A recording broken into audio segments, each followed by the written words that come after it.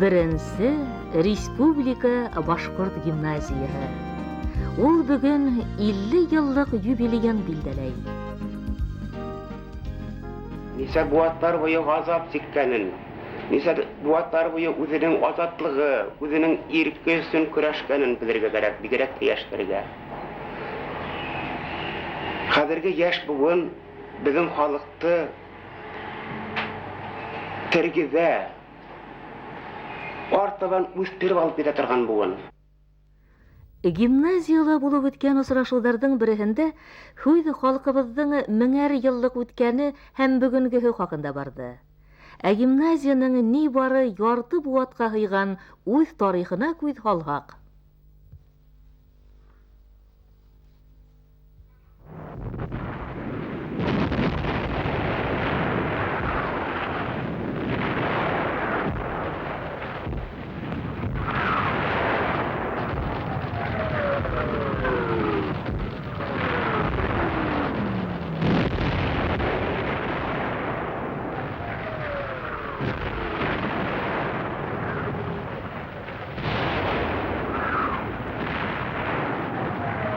Егерменче буат башы, октябрь бурылышы, граждандар һугышы, 21 елгы котосқос аслык былай да аз ханлы башкорт милләтен яртылаш тиерлек кәмүгә килтерде. Культура революцияһы һәм колхозлашу елдарында халык яңа рухи һәм матди югалтуларга тарыны.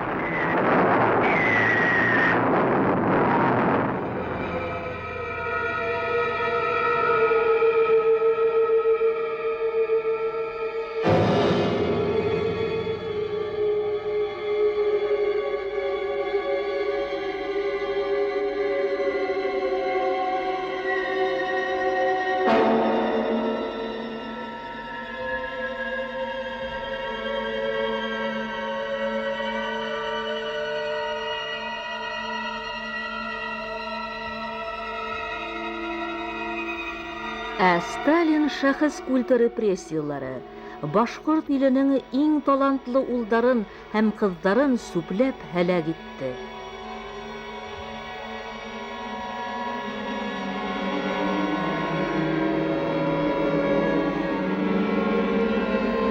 Ил аз ялангас, етем балалар менән тулды. Бөек Ватан һугышы башлангас, Башкортстан үз исәбенә атлы дивизия тупланы. Йөҙәрләгән завод-фабрикаларҙы, миллионлаган ҡасаҡтарҙы ҡуйынына алды. Һәм тағы ла ғаилә һайын һуғыш етемдәре.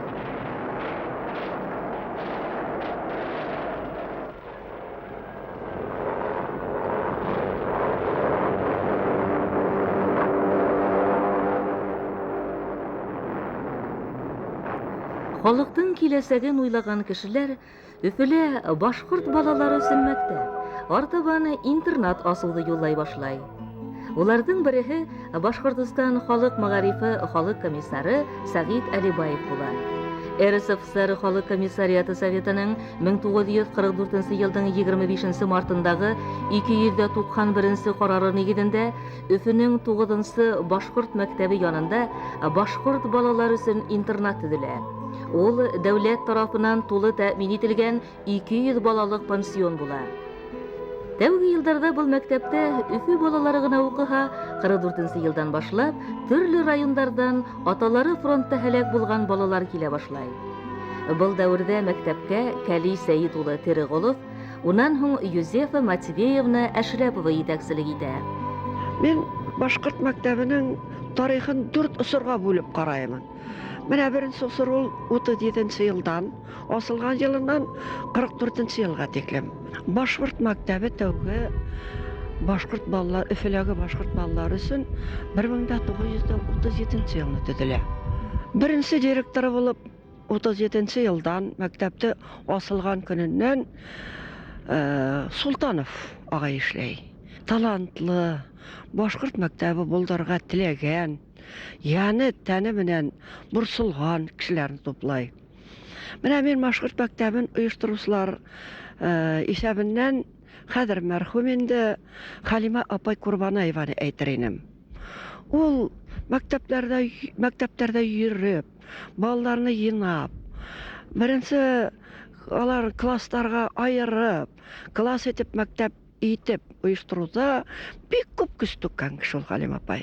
Шушы вакытта бик күп көз түккән мәктәпкә Әминә Әхмәрова була, рус теле укытучысы.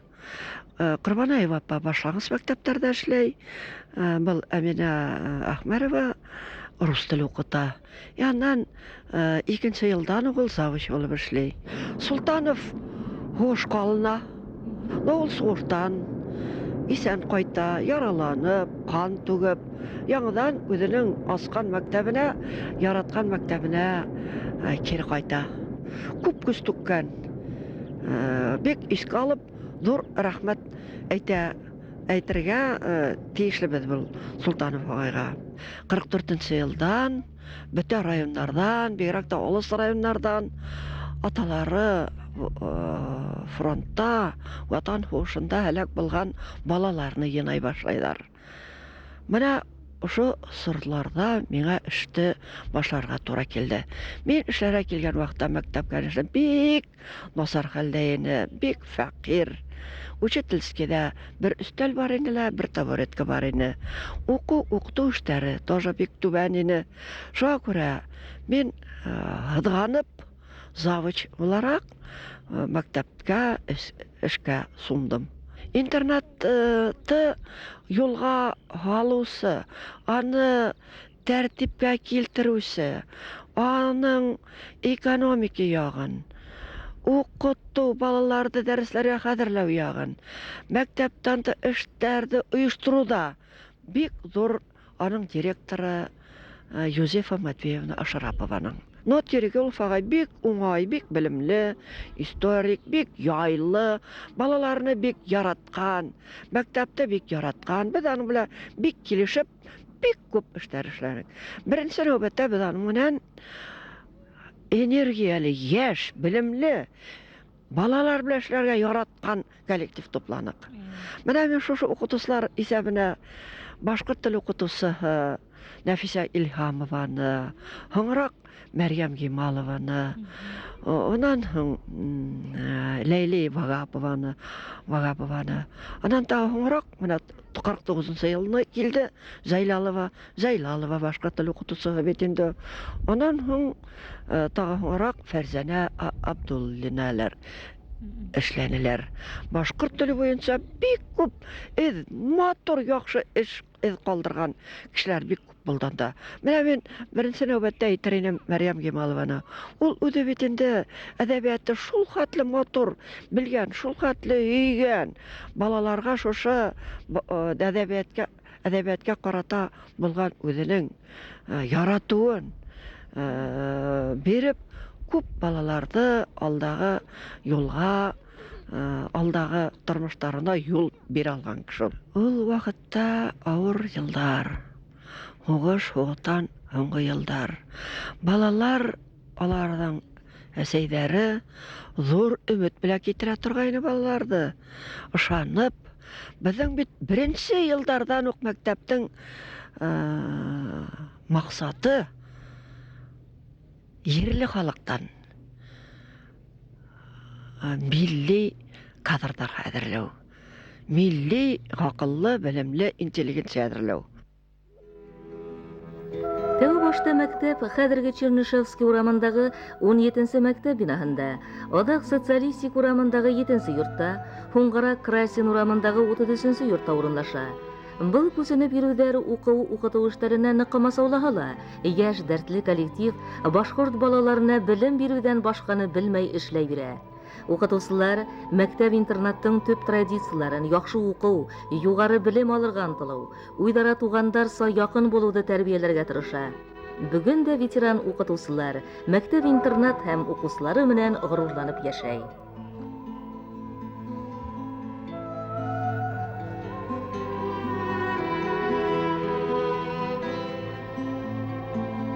1956 елда яңа типтагы уку йортлары, мәктәп-интернаттар төзү турасында хөкүмәт карары сыга.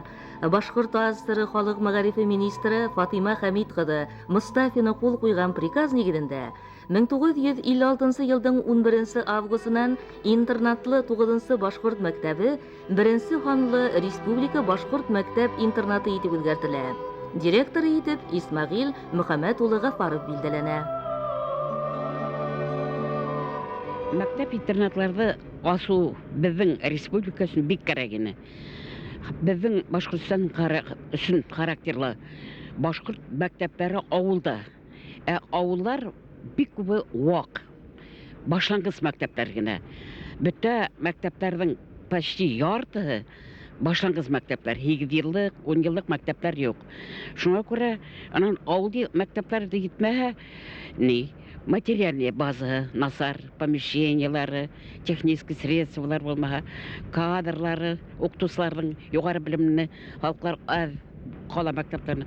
Шуңа күрә был мәктәп, интернат бик кирәк ине.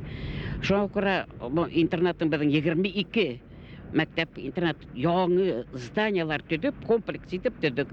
Менә шуларның бере беренче школа-интернат.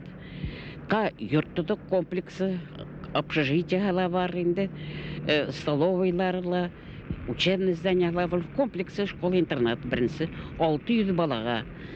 Шунда бөтә районнардан, бергәтә алыс районнардан балалар китереп тутырдык һәм мондагы быңа кадәр булган нидән 9 мәктәп башкорт мәктәбе авыл балалар өчен ул балаларны тоже монда китереп куштык инде, күчердек. Шулай итеп менә беренче школа, мәктәп, интернат, хәзерге гимназия 1956-57 елда был шы зданиялар яшәй башланы. Был дәвр 5 ел. 1956-60 еллар интернат мәктәптің барлыкка килүе, аякка басуы и балиг булу дәвре. Күп уңайлыктар кичерергә, кыйынлыктар кичерергә туры килде. Шулай да мына кабинеттар, мастерскойлар эшләү. Унан һуң менә фәнни зәрләнү авыл хуҗалыгы институтының тәҗрибә хуҗалыгында без ял лагере корып, шунда бик әйбәт фәнни нигездә авыл хуҗалыгы тәҗрибәле эшләр күрделәр. Унан һуң йырчылар, биючеләр, хурачылар ансамбле төзү. Зур кыйынлыкларга карамастан шул кыйынлыктарда еңеп чыккан коллективте мен мәктәп-интернатка юл ачучы, урысча әйткәндә, первопроходцы, гвардейцы дип атар инем. Улар арасында, мәсәлән, менә безнең завучлар Ахтамова София Кудусовна, оның Тахирова Бека Габасовна булды. Унан һуң математика, физика укытучылары шул Ахтамова белән Тахирова. Рус теле укытучылары Галимова, Нигъмәтуллина, Әсә теле укытучылары Вахапова, Хасанова, Зайлалова, өлкән тәрбиясе мәрхүм Мөхәммәдьянов, Кәшфи Фатихович, кызлар ягында менә ни булды инде, Рәхмәтуллина, Наилә һәм башкалар.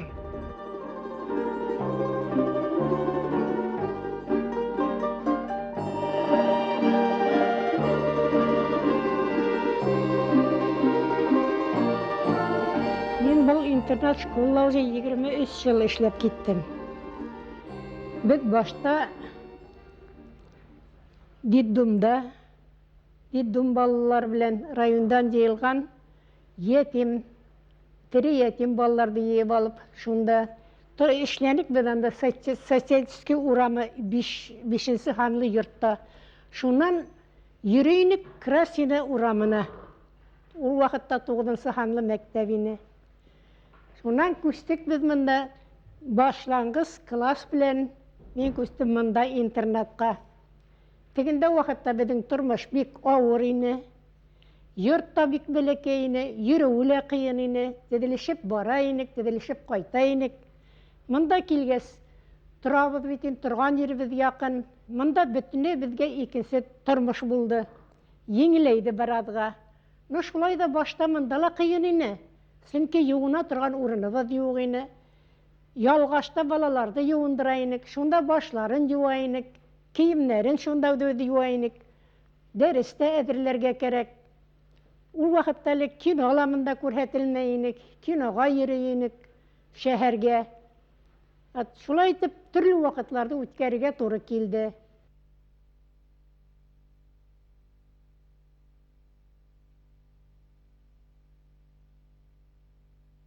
Интернатка килдем 46-нчы елда. Интернат белән мин бергә үстем. Миңа эшләве интернатта бик охшап китте. Шуңа күрә мин башка бер мәктәпкә күз турында уйламадым. Чөнки миңа башкорт балаларының рус теленә мөгаләмәһе охшана. Мин рус теле укытучысы булып килдем. Уларның тырышлыгы, уларның белергә теләүдәре, улар көн һайын 10-15-шәр, 20-шәр һүз ятлый торганнар. 40-нчы, 50-нчы елларда уларның һүзлек запастары әз була торгайны. Уларның шушындай укуга дәртләрен күреп, мин улар менән дәрестән тыш бик күп эшләйнем. Түңәрәктәр алып бара инем мин, драматический түңәрәктәр, бию түңәрәкләре. Оннан просто калып, улар белән мин күңелле, үдемә охшаган китаптар укый торгайным. Шигырьләр, тәсвирле уку дәресләре үткәрә торгайным. Дәресләрдә мин менә шул тасвирлы укуга бик зур әһәмият биргәнмендер. Минем 13-тән ашу укусым артист булды. Башкорт балаларының сәнгатькә бик тиз сәнгать аша мөмкин җәлеп итәргә мөмкинлеген белгәч, мин дәрестә бик күп сәнгать әсәрләре куллана торгайным. Музыка, ханлы сәнгать әсәрләре, телдә развитие речи уроки дип аталалар инде улар бездә. Менә шулай итеп 50 ел почти үтеп тә китте.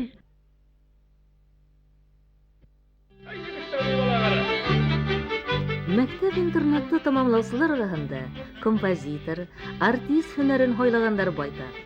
Улар Илшат Юмагулов, Рамазан Янбәков, Фирдәүс Нафикова, Мәҗит Алкин, Бәхти Гайсин, Зәйтүнә Газизова, Әхәт Фәсхетдинов, Айрат Кубагушев, Альберт Иманбаев, Риф Габитов һәм башкалар.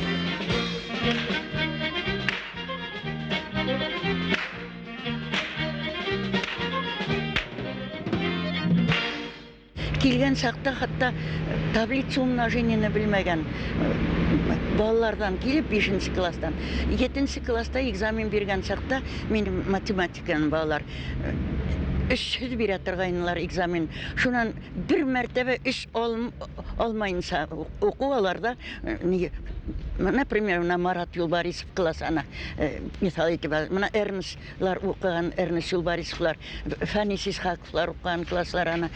Шулар экзамен биргән сакта, аларда принцибы шундай. Экзамента 3 алырга не может минем класста укыган балалар. Сынапта даже мин хәтеремдә Ленин районыннан килеп экзаменнарга кешеләр утыра торган. Мөмкин микән ул математикадан 3 алмайынса экзамен бирергә дип. Детдом шартында. Гомумән, әгәр дә алар бәләкәстән интернатта яшәйләр икән, ул условияларда аларда тормышның бөтен серләренә, бөтен акча исәпләүләренә, аны тотына белү исәпләүләренә был шартларда өйрәтү ул еңел түгел. Аны һуңнан аларды тормыш өйрәтә. Мин менә үзем укытып чыгарган балалардан бер-ике сәүдә сораттым, конечно, күтәрелә алмаганнар. Ну, әгәр сразу ук институтка кирип китмәһәләр, мин шулай куяйным. Дипломыгызды күрһәтәһегез. Менә шул сакта гына мин риза булам. Шуның өчен берничә еллар үткәннән сразу укымаһалар, 10 ел, хәтта 15 елдан һуң да диплом белән килеп исәнләшеп киткән балалар булды. Менә югары белемгә омтылу, югары белем алу, менә шул даже бер вакыт булды бит инде производствога китү. Шул сакта мин бик гала эләктем, ниләр. Разве безнең берәмнәп паналайтып үстергән кешеләр, сүпләп үстергән балаларды разве можно анда заводка чернорабочий итеп ебәргә? Булар бит әзерләнгәннәр, бөтенләй икенче кеше булырга. Беренче мәктәп интернатта сын мәгънәһендә үз эшенең маһире булган математиктар эшләнә. 60-нчы елларда ук төгәл фәннәрне тәрән укыту яйга һалынды. Зифа Нурый кызы Уразимбетова, Мәйсәрә Сәләх кызы Әхтәмова, Зифа Коддос кызы Әхтәмова укыткан балалар техник вузларга әзер абитуриенттар ине. Мәктәптә математик класслары оештырылды. Математик классларда талантлы, математика белеменә сәләте югарырак, үстенрәк булган укучылар тәрән программа белән математика үзләштерүгә ирешер дип шундый мәсьәләне куйдык. Алар белән факультатив занятияләр, өстәмә дәресләр, кружоктар, олимпиадалар һәм башкалар. Безнең мәктәп милли культуралы, әдәпле, мәгърифәтле, тәрән белемле кадрлар әзерләүдә бик күп роль зур. Ошо безнең мәктәп нигезендә хәзер гимназия оештырылды. Ошо гимназия, ошо мәсьәләне дәвам итәсәк, тәрәнәйтәсәк, без ошонда эшләүебез өчен бик нык горурланабыз, шатланабыз. Бөтен республиканың һәрбер өлкәһендә, менә Өфөнең һәрбер өлкәһендә эшләгән безнең укучылар бик күп. Менә бөтен өлкәләрдә без кадрдар бирә алдык дип исәпләйм элек. Менә хәзер дә шул талаптарга гимназия булгас, бигрәк тә инде ул җавап бирерләр дип уйлайбыз. Без шуңа ышанабыз инде, элекке укытучылар. 60-нчы еллар башы. Мәктәп-интернат тарихында бик мөһим вакыт. Уның материаль базаһын ныгыту усыры. 600 укучыны кабул итерлек 2 ятак уку йорты төзелә. Тухват Халил улы Аслаев итәкчелек иткән елларда беренче мәктәп-интернат аерылса күтәрелә.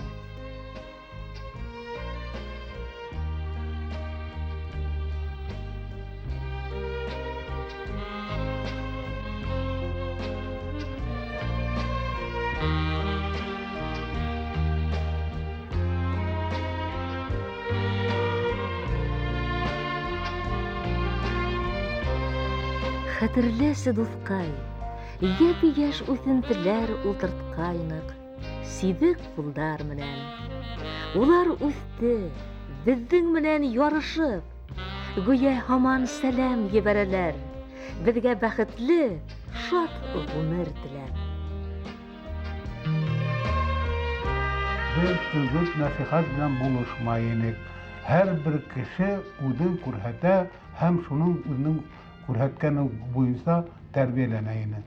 Минем үземнең ошондай фикерем бар.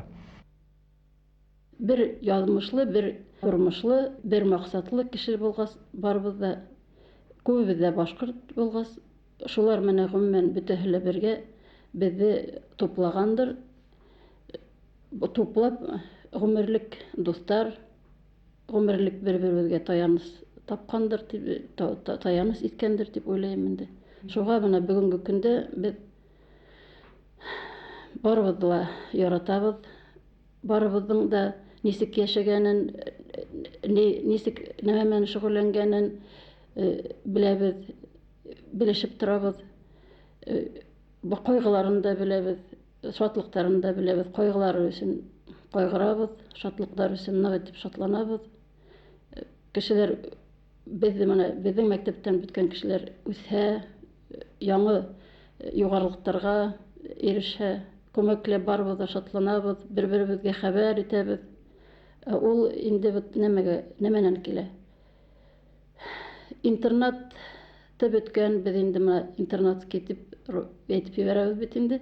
Шул хүз безнең өчен бөтә шул 50 ел укып беткән кешеләр өчен дә бер зур мәгънәле символ булып тора. Әгәр дә интернатский дип әйтһә, без ул кеше өчен бар нәмәне мөмкинсә эшләргә риза, әзербез, эшләргә тырышабыз.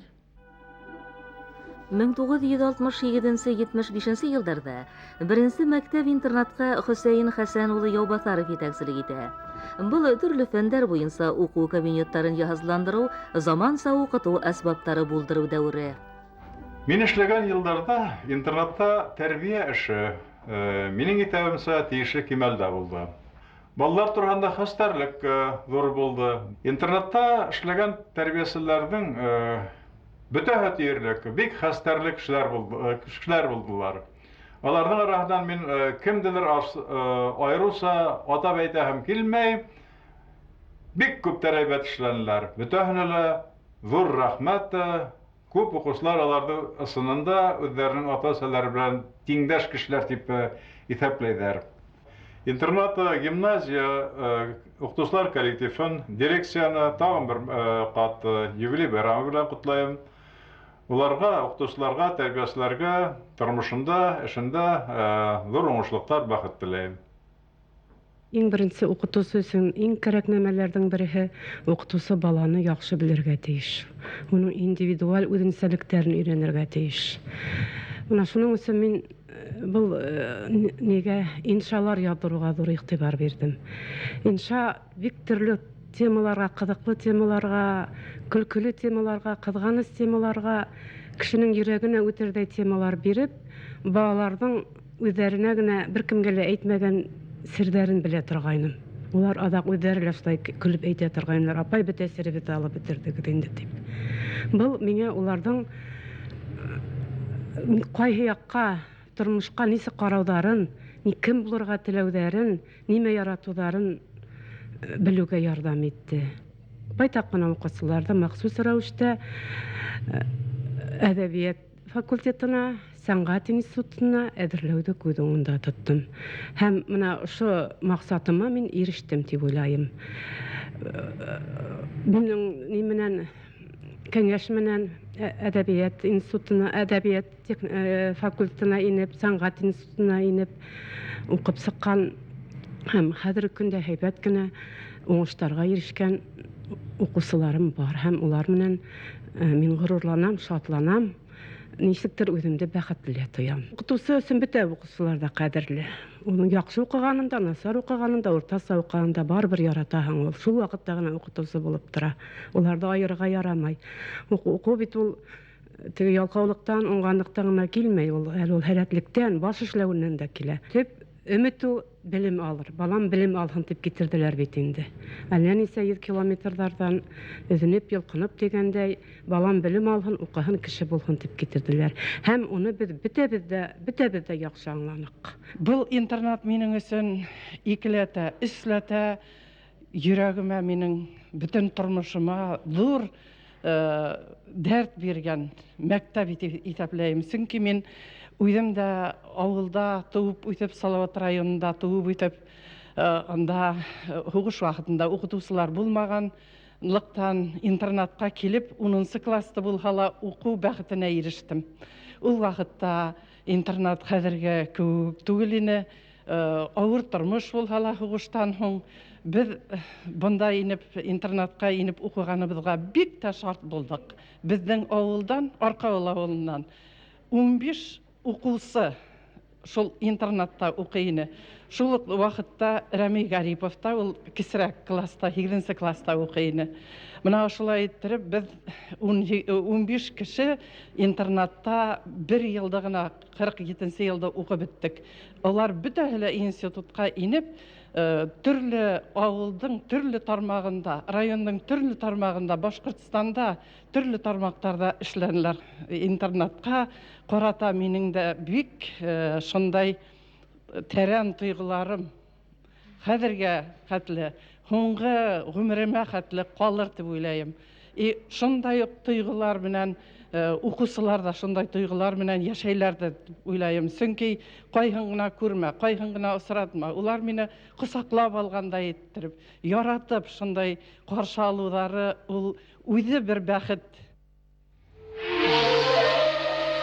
Халкыбызның йөрәк моңа курай сәнгатен тергәдәү, яшь курайсыларны үстерүдә беренче мәктәп-интернатта башланды диергә мөмкин. Курайсылар устазы Әдһәм Динислам улы Искужин Башкортстан балаларының курай оешмаһын ачкан кеше. Курайһыз башкорт гаиләһе мәктәбе булырга тиеш түгел ди ул. Әдһәм агайның укучылары Юлай Гайнетдинов, Азат Аетколов һәм башкалар бүген танылган курайсылар. Азат Аетколов өчен тәрбиясеһе Нәсимә Галләм кызы Карипова уй да сәһеләй. Остазы Әдһәм агай уй атаһылай якын булды.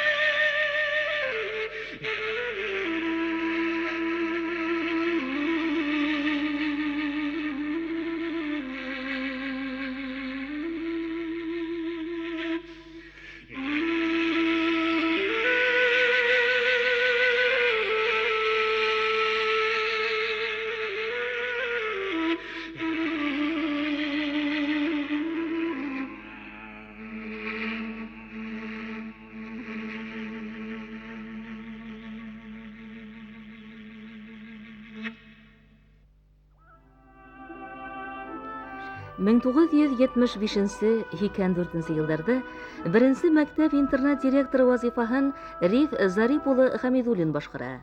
Уны укучылар да, укытучылар да үз-үзенә һәм башкаларга талапсан, эшлекле булуы өчен хөрмәт итте. Риф Зарип улы укучыларда ла хезмәт һөюсәнлек, җаваплылык тәрбияләүгә ынтылды. Уку кабинеттарын заманса яһазландыру, кирәкле фәнни-методик әдәбият туплау яйга һалынды. Бигрәк тә туган як тарихын өйрәнүсе яшь эдәрмәннәрнең хәрәкәте киңәелде. Улар Башкортстан буйлап кына түгел, Ырымбур, Силәбе өлкәләренә, батырыбыз Салават Юлаев хөргендә булган Эстониянең Палдиски калаларына сәяхәт итте. Башкортстан табигаты, тарихы, бүгенге икътисади хәле буенча бай йөкмәткеле альбом карталар төзелде. Рәсәй мәктәпләренең атказанган укытучысы Зөмәрә Вәли кызы Хисматуллина оештырган этнография музее Халык музее исеменә лаек булды.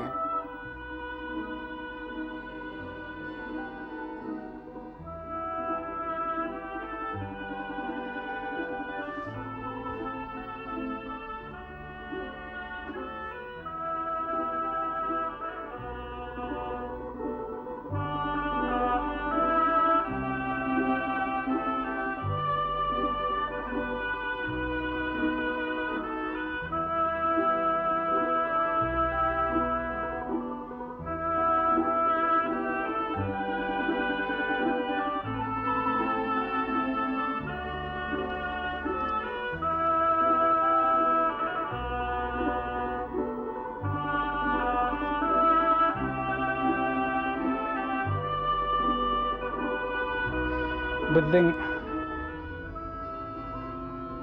класстан тыш эшләрдә янландыру ниятем менән шулай үдешмәкәр сәнгать түңәрәкләре менән без җитди шөгыльләндек. Әйтергә кирәк, минеңчә иң кыйммәтлеһе шул, без укытучылар, тәрбиячеләр, мәктәптең башка хезмәткәрләр балалар белән бергә йырлап, биеп, күңел яшәй торган ик. Һәм бу эшләрдә оештыруда айрыса безнең Виля Гыльми кызы Губаева, Ким Сәлимҗан улы Ахмадеев, Ирек Минислам улы Тахватуллин, улар күп көч алдылар. Безнең мәктәбебезнең ихатаһы, интернатыбызның ихатаһы якын урамдар, иртә яздан башлап көзгә кырпактар төшкәнче күзнең нурын алып торган сәскәләргә күмелеп утыра торган.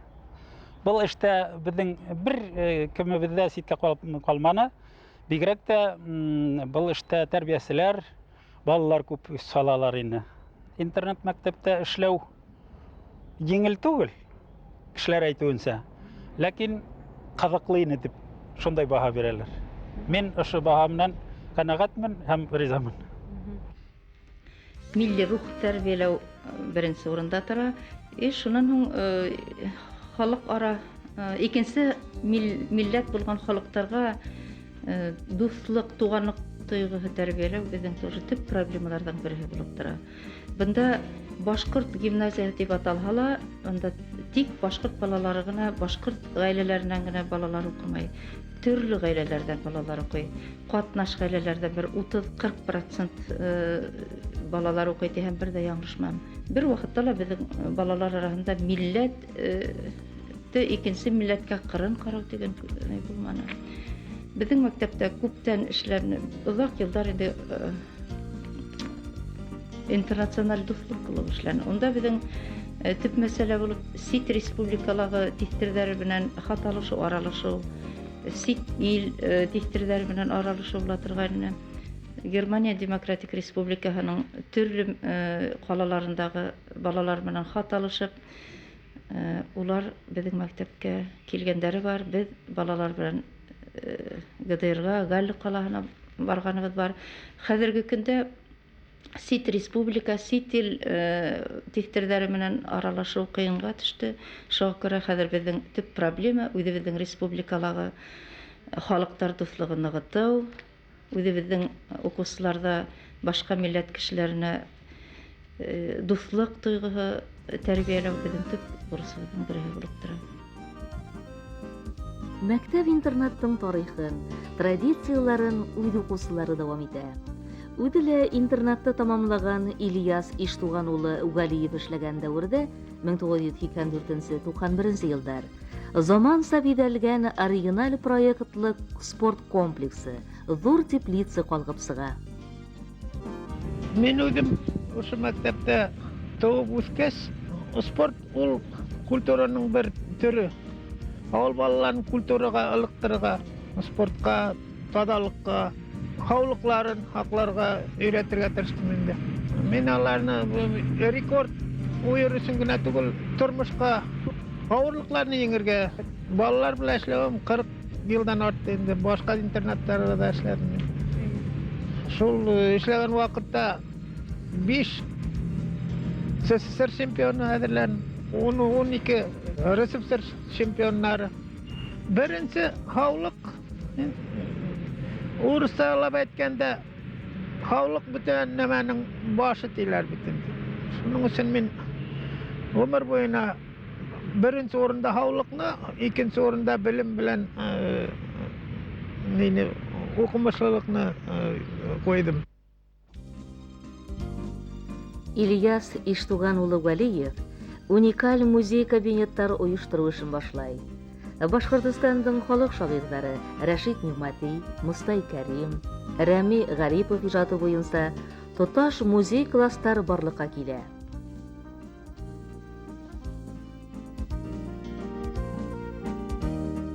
Рәми үҙенең бик бөйөк кеше икәнен бул саҡта уҡ күрһәтә белә ине. Күп уҡый ине, күпте белә ине.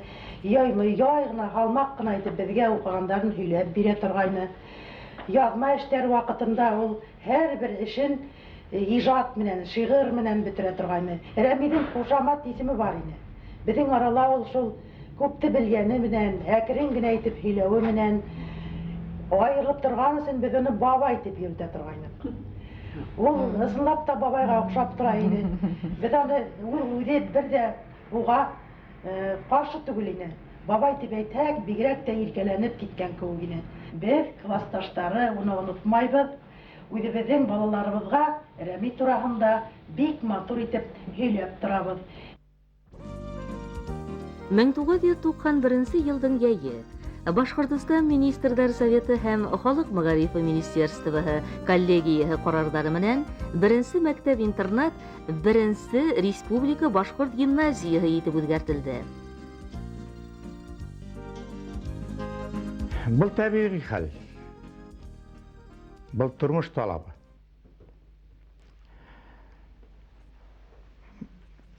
Хәҙерге заман уҡыу йорттары алдында бик ҡатмарлы бурыстар ҡуя.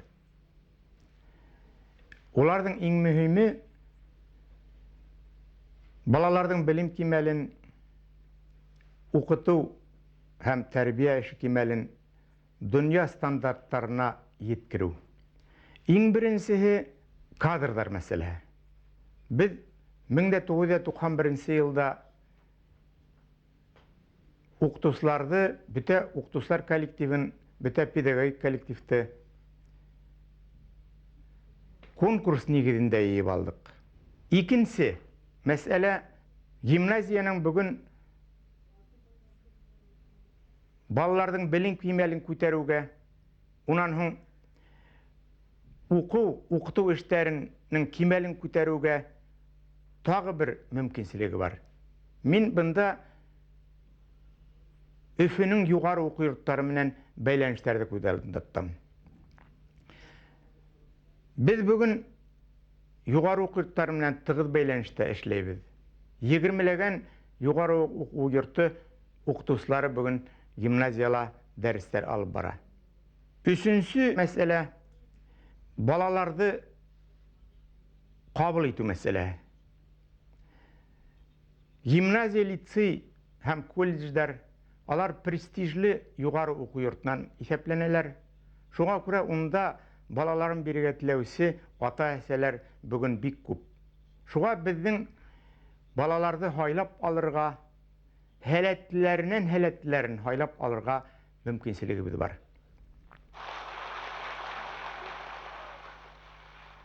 Gimnaziya ul halkımızın, respublikamızın birinci jimişi diye aytamen.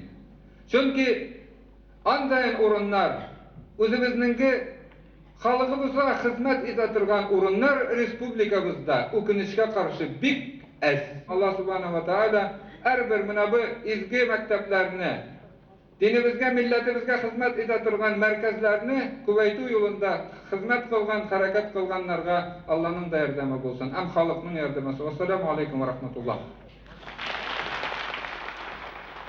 Birinci Respublika Башкорт гимназияһының исем туйы. Ул мәктәп-интернатты төрле йылдарда тамамлаган укучылар өчен тулкынландыргыс һәм тантаналы очрашу кисәһенә үрелде. Исеме менән генә түгел, есеме менән тагыла алга, зуррак уңыштарга өлгәшергә тиешле туган мәктәп язмышы беркемдә лә битараф калдырмады.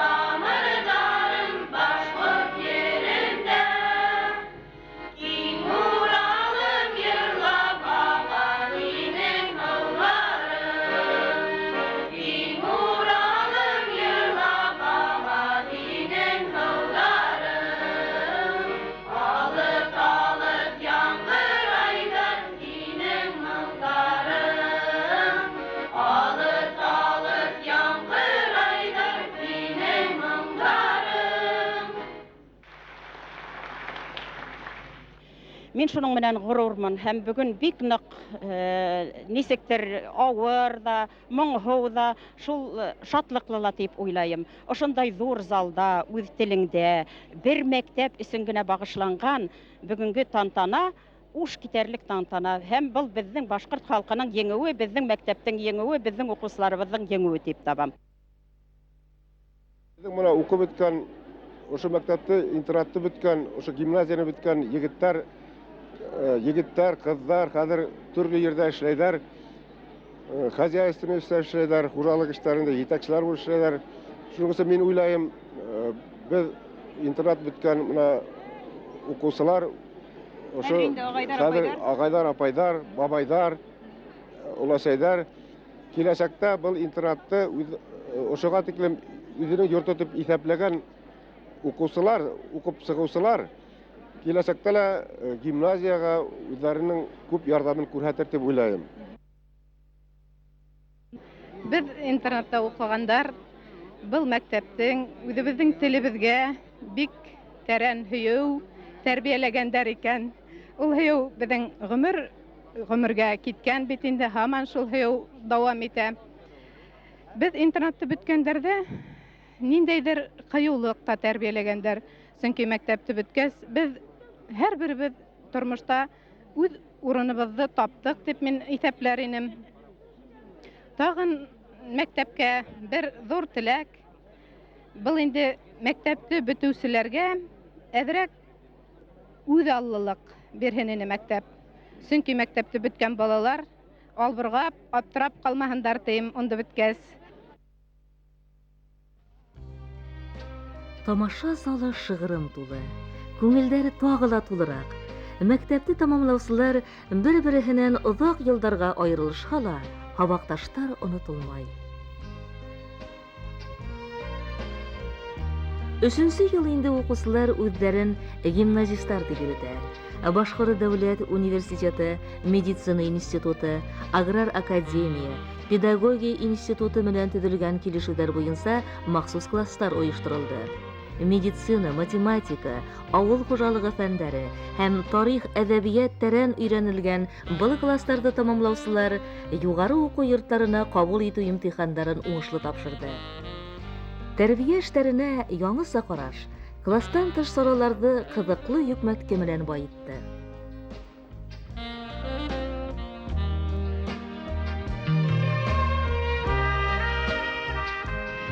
Элегрәк укытучыларда, тәрбиячеләрдә мәктәптә күбрәк инде әзер материалдан файдалана торгайнык бит инде. Был әлбәттә бәлки укытучыларга ла, укучыларга ла иҗади эшләү өчен байтак кына зыян да килтергәндер дип әйтәһем килә инде. Шул әзер материалларны без күчереп алып, укучылардан ятлаттырып инде төрле саралар үткәрә торгайнык. Һуңгы вакыттарда без күбрәк халык педагогикаһына таянып, халык иҗатына таянып, үткәндәрде, эпостарды, мәкалә, әйтемдәрде һәм башкаларда файдаланып, үзебез иҗади эшләргә тырышабыз. Ата-әсәнән алыста укып йөргән, күңеле хагыну менән тулы бала тәрбиясенең якты йөзенә, ягымлы һүзенә мохтаҗ. Гимназияла укучыларга күңел йылыһы биреп, озак еллар эшләгән, балаларның якын дусына әйләнгән тәрбияселәр, ашхана һәм ятак хезмәткәрләре бик күп. Күп ел эшләйм бит инде, 55-нче елдан бирле. 40 ел юбилей. Аллага шөкер, эшләнем, на совесть эшләдем, әйбәт эшләдем.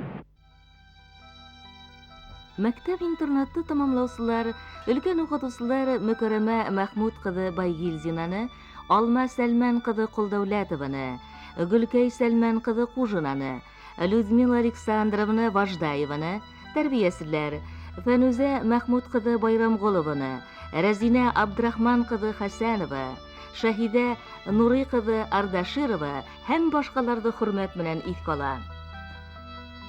Быелгы уку елын 1-нче Республика Башкорт гимназияһы яңа уй-хыялдар, директоры Миңлегәрәй Нургали улы Өметбаев итәкчелегендә укытуның яңа концепцияһын эзләү, иҗади янулар белән башлана.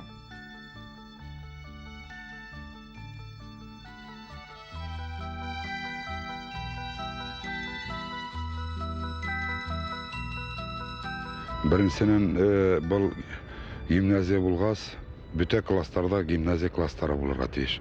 Безгә укучылар күп килә, шуның өчен прогимназия дигән һәм гимназия дигән концепцияны уйлап чыгардык. Бұл концепцияның төп юнәлеше ошо мәктәптән үзебезнең халыктың патриотларын чыгару, алар югары уку йортларын укып беткәч, үзебезнең халыкка хезмәт итәргә тиештер. Икенчедән, безнең балалар сит илләргә сыгып белем алырга тиештер. Шуның өчен дә без теге бүтә халык стандарт белемен бирергә тиеш укучыларга. Өченчедән, безнең тарих һәр вакытта гарәп илләре белән бәйләнгән, ислам һәм безнең элекке язма язу битендә араб каллиграфиясында булган. Шуның өчен без ошо гимназияла гарәп телен укытуды кертергә уйлайбыз. Гимназияның киләсәген мин шундайрак күз алдымда китерәм. Әгәр дә гимназияга яңа бина төзүһәк, без шунда кала башкорт балаларын алыр идек, дүйем шундай үзебезнең халык мәктәбе эшләр идек. Гимназияла укыту концепциясе булай тора. Бындай айырым институтларга әзерләү мин дөрес дип тапмайм. Без гимназияла дүйем, ныклы белем биреп чыгарсак, укучыларның теләгән инде институтка керүләре мөмкин. Буның өчен без инде государственный стандарт, белем бирү стандартын бирәбез дә, кем үзенең белемен кайбер фәндән тәрәнәйтергә теләй, аның өчен спецкурслар асып, һәрбер балага шул спецкурсларга йөрергә мөмкинчелек бирәсәкбез.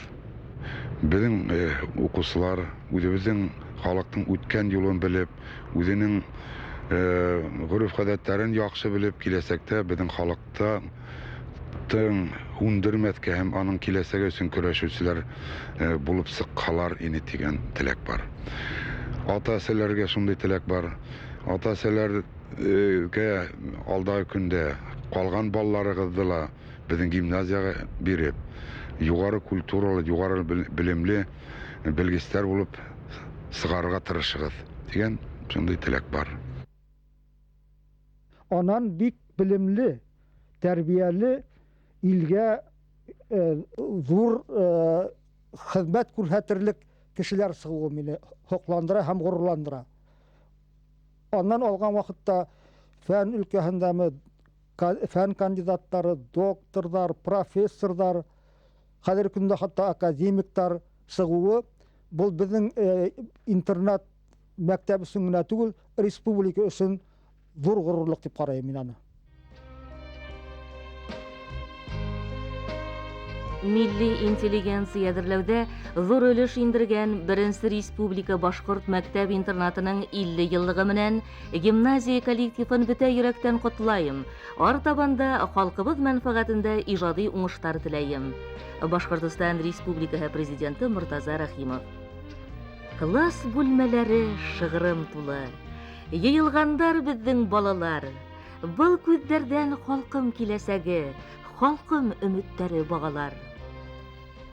Башкорт халкының 1000 еллык тарихында Беренче Республика башкорт гимназияһы әлегә үзенең тәүге адымдарын атлай. Беренче интернат мәктәптең 50 еллык традицияларына таянып, гимназия мәдәният һәм мәгърифәт нуры яктырткан яңа юл башлар. Халкыбызның белемгә, дуслык, туганлыкка, уйдара бердәмлеккә, ата-бабалар аманатына тугры булырга, илеңә фидакар хезмәт итүгә булган бөтә ынтылышы, өмет хыялдары Беренче Республика башкорт гимназиясе өчен киләсәктә лә изге маяк булып калыр.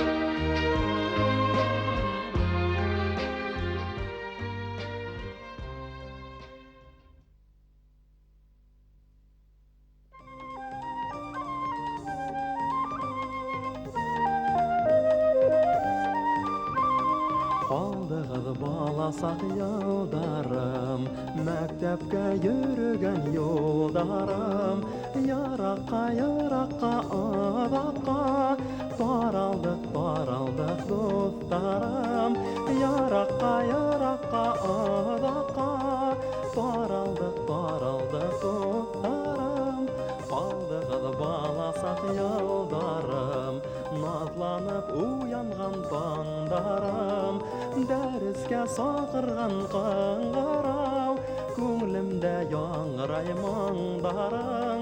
Дәрескә сакырган кыңгырау, күңлемдә яңгырай моңдарың.